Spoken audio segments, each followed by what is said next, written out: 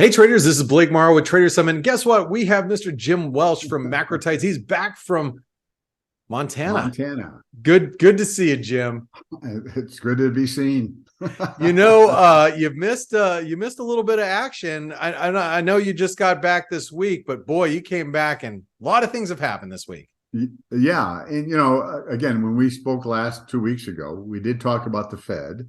And, my thought was that the Fed was going to communicate that their bias was still to raising rates, that we would potentially see the terminal rate tick up from 5.6 to 5.7. That did not happen. But what happened is in the dots, and we'll look at them in a minute or two, 12 of the FOMC members were in favor of one more rate increase. 7 wanted to stand pat. And Powell, we also talked like, hey, even a bad CPI report, which, we thought, hey, it's going to pop more than people expected. It then popped even more than what I thought. I didn't think the Fed would react to that. They didn't. But I think, the idea that Wall Street has been looking for rate cuts next year with no recession, I think that was part of their intention, whether deliberately or just the way it worked out, with the dot plots signaling that, no, we're not cutting rates as much as you think. And that's really what caused, the stock market to kind of go, oh, wait a second. Now, the irony here is for most of the last year, Blake, as you know, the Fed has, and, Powell and many members, when they give speeches, they've been saying higher for longer, higher for longer, higher for longer. And Wall Street, as you like to do, the teenager listening to mom and dad, right? Yeah, just wanted to ignore it and had its own thing. We're not going to have a recession, and yet the Fed's going to cut rates 4 times. And to me, that was just stupid. There's just no way that combination would happen. Jim, I know I don't know if you were actually listening in to the Fed chair, because I know you were traveling that day or trying to get back into town. No, I did. I got back Tuesday night, so I did hear his comment in the press conference. Yes. So when he's like, we're just looking to get to a place. That means we're not quite there yet. We're just looking to get to a place where we can stay. Yes. I think that was the verbiage that I took away. That was like, okay, wait, maybe the market has to actually believe what he's saying now. Yeah. And well, again, the dot plots, is kind of like the wake up call. Wow, these guys are really serious. So yeah, comments that he made, he used the phrase proceed carefully, because I got the transcript, went through it yesterday 14 times. So, the analogy I would use is if you're standing a distance from a wall and somebody says, okay, I want you to, close the distance by 50%, close it by 50%. Close it. Well, you never really get to the wall, but the gap gets smaller and smaller and smaller. The problem is, and I think Powell communicated this, we don't know exactly where that wall is, the right restrictive level. What he did say was, we'll know it when we see it, which I guess is a monetary equivalent to, when some Supreme Court judge, I think several decades ago, said, we'll know pornography when we see it. It's okay. So now we have, okay, I'm not going to go on with that. But the point being is they're feeling their way. They're not there yet, as you just said. And, I just think the bottom line here is everyone's been focused on inflation. And looking at the transcript, he was asked the question, well, why are you going to hold rates longer, even though you think inflation's coming down? And he made a response that effectively, and I'm going to paraphrase, well, it's the growth. And that's something you and I have talked about for quite a while. Yeah. As long as GDP growth is above 2%, they're not cutting rates. So he can't say, we really want to see the economy slow materially, and unemployment go up. He's got to dance around it. And so to me, that was the most direct thing, is like, it's growth. We need to, why? Because they want to see more capacity develop, excess capacity, I should say. And, the bottom line here is that Wall Street's thinking the next few months. They're thinking the next 3 years or so. So they want to see the economy slow enough, unemployment tick up enough, GDP under 2%, capacity utilization ideally under 76%. Then they know that if we cut rates, if we're confident that's what's coming, we can cut rates because we'll know there's going to be enough slack in the economy so that as the economy begins to rebound, we're not going to have an inflationary problem, quickly. Yeah. And that all goes back to what they've been saying. We don't want to repeat the 1970s. So they're trying to nudge their rates up as opposed to the 70s. They just kept jacking them up and, oh my God, we got a recession. Now we got to reverse course. They're trying to avoid that mistake. At the same time, the other mistake is we're not cutting rates quickly until we're convinced that conditions have developed that we'll have confidence that inflation will not only come down towards 2%, but stay down. I don't think Wall Street, most people I've taught, here on CNBC, I don't think they still don't understand that, Blake. I mean, maybe I'm wrong, but I really think that that's just what makes sense. And, again, that gets behind higher for longer without raising rates too much. Well, the other, I think, the other thing that keeps analysts still with that perception is if, you look around at the rest of the world and, you have Goldman Sachs that, starts looking at, well, the Bank of England's first cut is going to be in whenever 2024. And everybody's looking at the ECB saying, well, they're going to cut. We are not, and I'm using we as in the United States because you and I are there, but people that are listening to this are listening globally. But in the United States is a different, we're a different animal than every other country.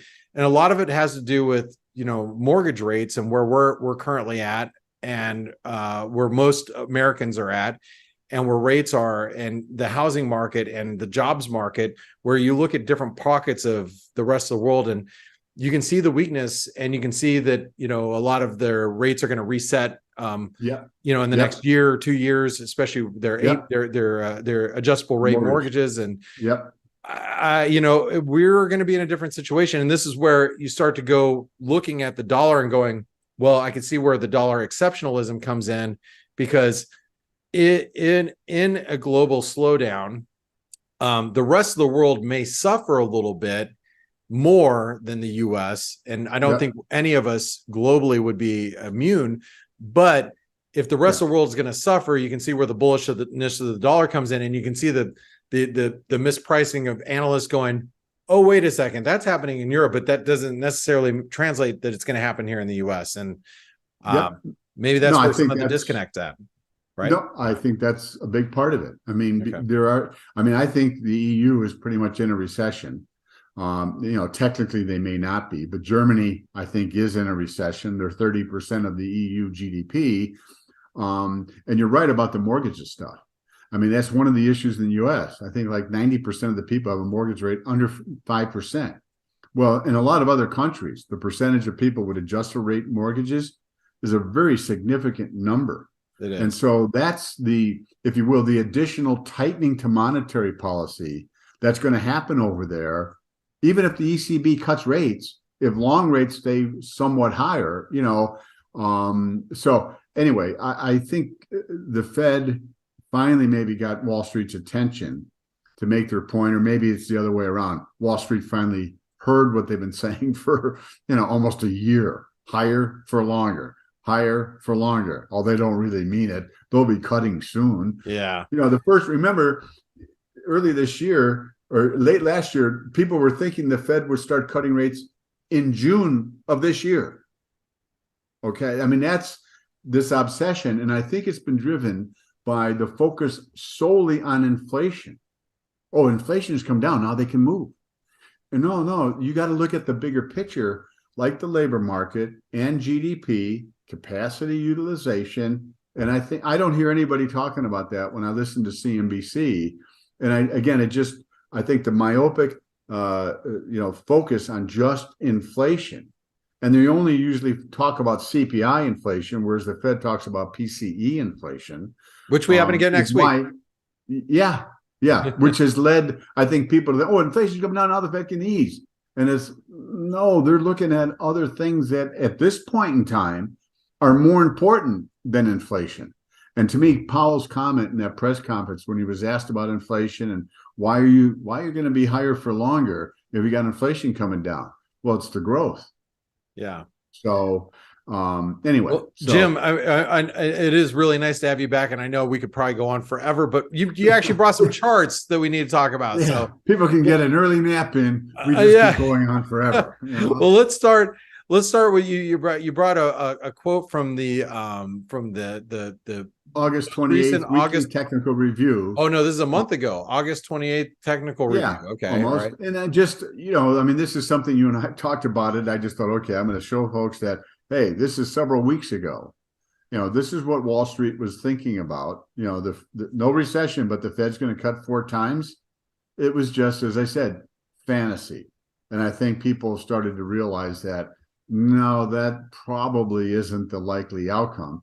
And the other thing is, I think people have to realize or accept the longer the Fed keeps rates higher for longer, that the risk of recession does incrementally go higher.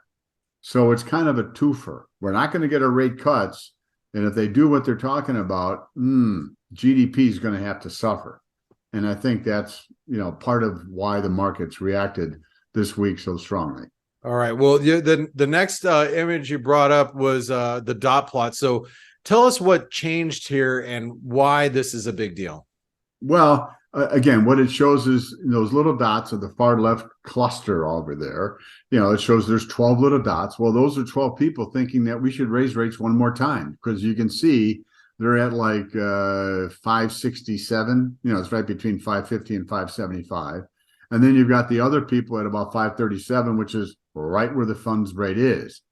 So this shows that, and again, we've talked about this, that there were more people on the Fed that are hawkish, not tremendously so, but hey, we think our bias is to raising rates one more time. And so Wall Street was expecting the Fed to cut at least 4 times next year. And what this shows is, no, they may cut twice, because this is at year end 2024. The median dot then is at 512. So again, you have the bias that we're going to raise rates one more time. And we're not cutting rates to the extent that you thought. And this is the graphic that kind of expresses that. All right. And the next graphic you brought is their summary of economic projections. So explain to us what we're looking at here. Yeah. Well, it just shows, the top line of each category shows, the September number. So GDP, 2.1. Well, in June, it was 1.0. So think about how dramatic, to double GDP growth in 3 months. So it goes to show you again, the economy has been much stronger than the Fed expected at this point in time. Yeah. And in June, they thought growth in 2024 was only going to be 1.1. Now it's 1.5. So, on one hand, you can say, well, that's good. They're not, looking for a much more significant decline. The unemployment rate, I thought they would, and I wrote about this, that we would likely see, given, hey, we're in August, based on the data that we have available, and the unemployment rate is 3 at that, prior to the GDP or the most recent jobs report, it was 3.5, 3.8. So that's where they're at. Again, down from what they had originally said in June, 4.1. And then, for 2024, only 4.1. Now, one of the things buried in the transcript that I didn't hear anybody talk about was, we think the neutral rate is lower. Well, or natural rate, pardon me, the natural rate is lower. What he's referring to, and we looked at this in the last 2-3 calls we've had, the natural rate of unemployment, which the Fed estimates was at 4.4. So now the Fed thinks, okay, we can have the inflation or the unemployment rate down a little bit without causing inflation. That's what the natural rate is. So, to me, this says, all right, they're thinking 4.1. Again, they want to see more slack in the labor market. That's what they're talking about. And then you can see the PCE, the headline's been coming down more than the core for a number of different reasons. Obviously, energy being one of them. But they didn't change those numbers. So this was what Steve Leisman from CNBC, referenced in terms of, hey, you didn't change your inflation numbers, and yet, you're going to hold higher for longer. What are you talking about? It comes down to the growth. They want to see GDP growth slower. The projection, you can see, was 5.6, And then for 2024, it was in June 4.6, and now they're back up to 5.1. So they increased it by 50 basis points. And that's the conundrum, for Wall Street, that they're not going to get what they thought they were going to get. And again, that the 2024 is as of December 31st, 2024. So all the years, it's like, okay, where are things going to be at the end of each year? So, no, all right. Well, there's a song that says, "You don't always get what you want," right? Right. Yeah. You just hope that you get what you need. Yeah, right. All right. So next chart you have is the S&P. So what are we looking at here, Jim? Well, this is, we chatted 2 weeks ago, and this was the chart I showed on the S&P, kind of like, okay, you've got a 3-wave rally up from 43.25, the August low.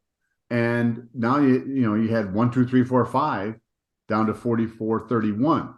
And so to me, what that implied is we're going to see lower prices after a wave 2 bounce. And I thought the wave 2 bounce could get to 4,500. I think it got to 45.12. But the expectation was we're then going to see a drop below 43.35.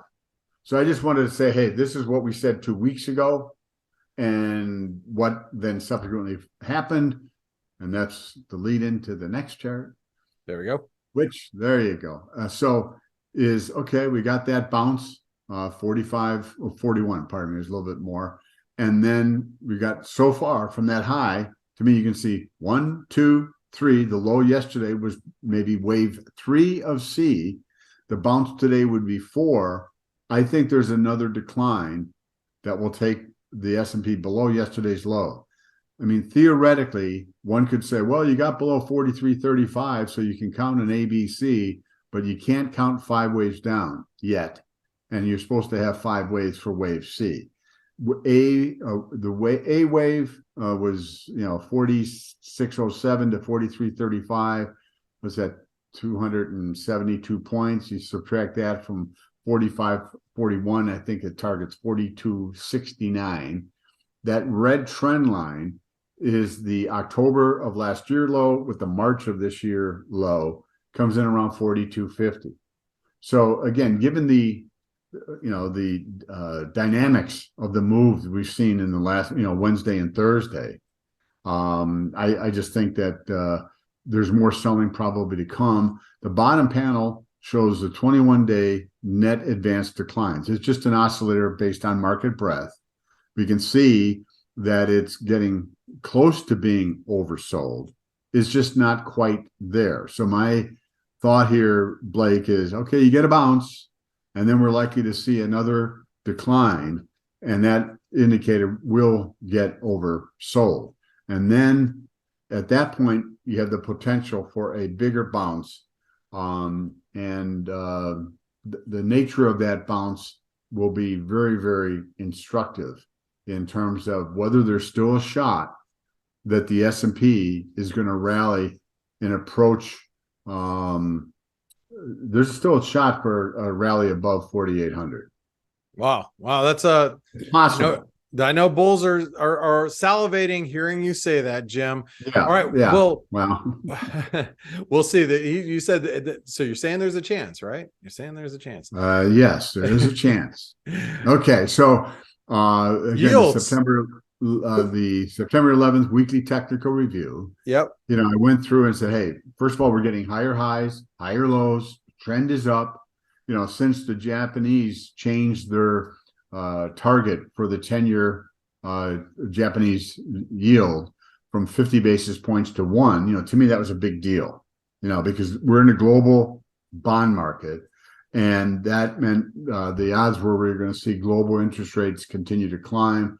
And you can see, at that point in time, the 10 years are on 375. So just looking at the chart and doing some number crunching, I thought potentially you could see the 10-year run up to about 458, the 30-year 466. Yesterday got to 449. You're getting a little bit of a relief. My assumption here, Blake, is we're going to see another tick higher above the 449 on the 10-year and whatever the high was yesterday on the 30-year. and then maybe we will be at another at least short-term high in Treasury yield. The bottom panel shows the RSI, so you can see the arrows show when we're getting overbought. And you can see, even though the 10-year yield has been in an uptrend since May, each of those oversold readings were then followed by at least a short-term decline. Overbought readings were followed by a short decline. Yes. That's what you were trying to point out. Yeah, sorry. Yeah. I mean, again, we're looking here at yields, not prices. So to me, you need to get below that trend line, the black trend line, the lows that we saw a week or two ago around 421, 422. So, it's kind of like, okay, I think we got a dip, another pop, and hopefully there'll be an RSI divergence, and then we'll see yields come down. And then it's a question of how much they come down. I think that will matter a great deal to the mega cap stocks, who respond to changes in Treasury yields. And, they've been weak in part because we've seen this uptick in Treasury yields. Sure. All right. Well, what does that mean for the dollar? Because the dollar is still bunker strong. And you don't have it on this chart, but 106 is a big deal, or right close to that, because there's a big high over here around that. 105.88. Yes. Yep. But I mean, again, 2 months ago, when a lot of people were talking, okay, the dollar was going to get replaced as the reserve currency, blah, blah, blah, blah, blah. Right. Yeah. We said, hey, I think a bottom's here. And that was at, I think, 99.57. The expectation was, okay, we're going to see a rally up to 104. And if it got above 104, then a move up to 105.50 to 105.75. We're there. It's gotten there, So, and up 10 weeks in a row. That's a pretty rare event. And maybe it's hinting at what you brought up earlier in terms of the relative disparity in economic growth between the EU, other countries, and the US. Yeah, we're going to slow down. But for the near term, the perception is the Fed's policy stance is going to remain more hawkish, higher for longer. Well, that may overlap when the ECB and some other countries actually start cutting rates. So to me, what this implies is, and the RSI in the bottom panel there, shows that, okay, that it's making higher highs, but the RSI is, there's a small divergence. This to me sets up for a pullback in the dollar index, maybe 103, 105.50. But the way it's moved up here, Blake, suggests that after any kind of a pullback, we're likely to see another push above 106. So there's a lot of things that suggest, okay, it's overdone, look for a pullback. But given the nature of this move up, and the fundamentals as they may play out over the next 6 months in various economies around the world compared to the U.S., I think the intermediate term is, still bullish for the dollar. Now we're just trying to target a retracement rally of the 10-week move up. Jim, I know you have 10 weeks of straight up, and I know when I'm in Las Vegas and I'm at a roulette table, it'll never hit more than red 10 times in a row. After that, it's guaranteed to be black, right? I'm joking, but I know, yes, I know. We're up here. Okay, all right. I get what you're saying. Yeah. Okay. Next chart. I'm doubling up on red. Right. You're going on. I'm quadrupling up on red. All right. Hey, buddy, can you spare me a dime? Okay. Here's gold. Gold's right. been a tricky one. We thought we were going to break out. You may not have been around or traveling at the time, but we had a little break of that resistance, and interday looks like it's consolidating, right? Yeah. I mean, again, I still think that the probabilities favor a decline below 1884. All right. That said, though, what we just talked about the dollar.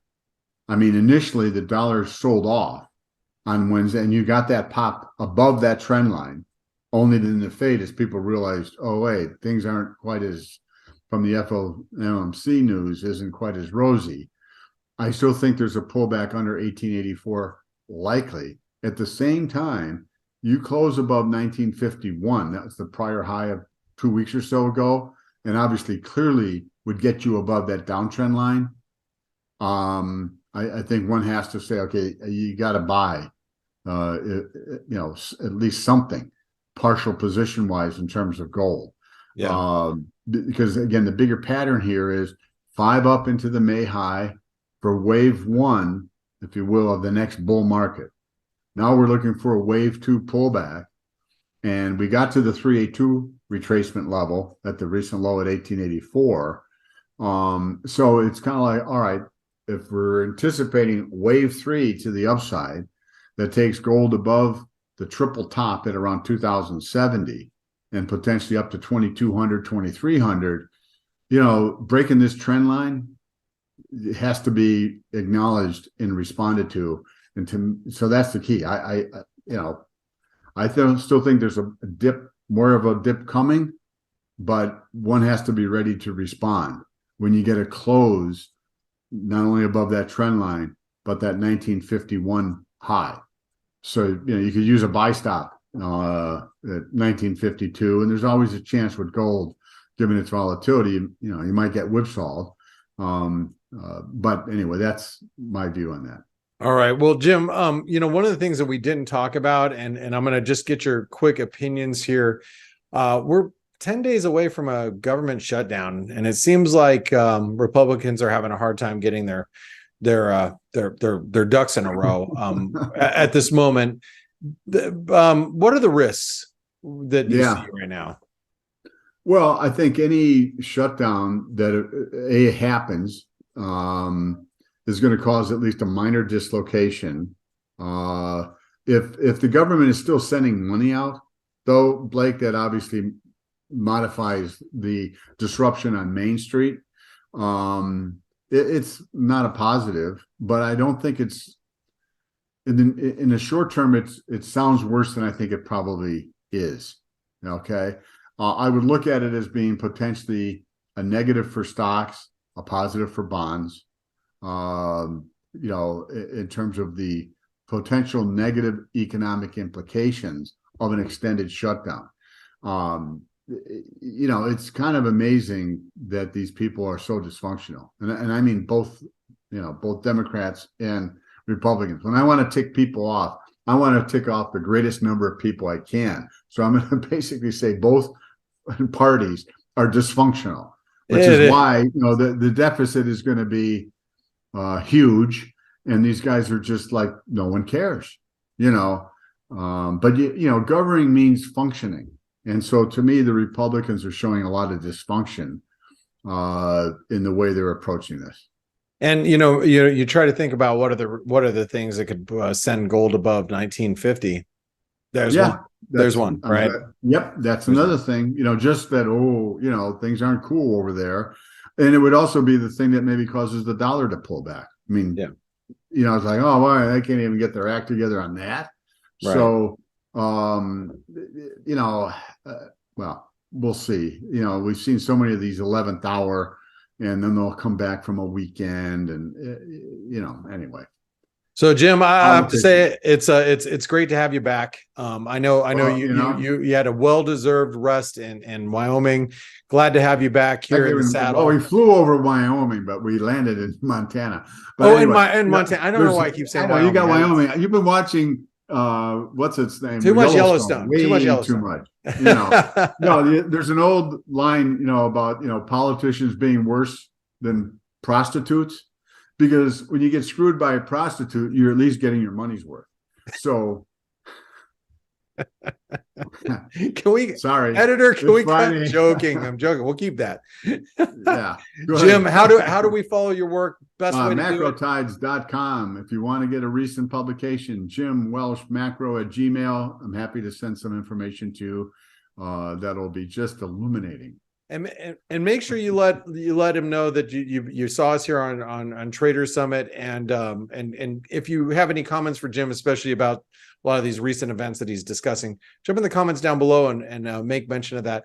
And Jim, I want to say thanks. It's nice to have you back, and we'll look forward to speaking with you next week. You got it, Blake. Always enjoy. We have a little fun along the way with this stuff, which is, I think, important. Of course, it is. Absolutely. Have a great weekend. You too, buddy.